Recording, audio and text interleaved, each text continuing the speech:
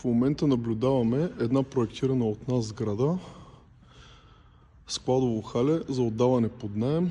Сградата се състои от 3 такива склада, всеки с самостоятелен достъп, една входна рулетна врата, 2 евакуационни врати в единия и в другия край.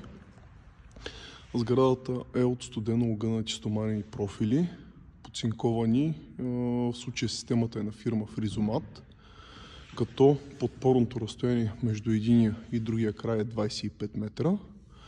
В другата си посока склада е 12 метра, като в предната част има сглобяем мецанин, в който има частичен втори етаж за офиси и администрация към складовете.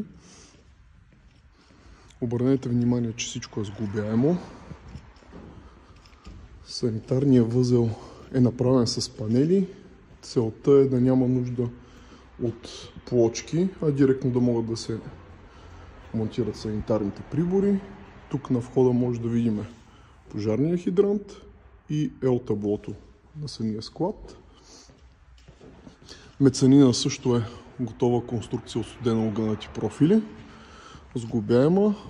Сглобяема вита стълба. И горе офисите са изпълнени от система за сухо строителство от гипсокартон.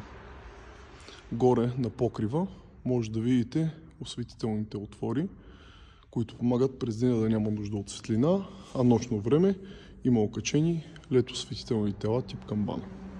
Отдолу подан шлайфан бетон. В момента склада е готов за отдаване под наем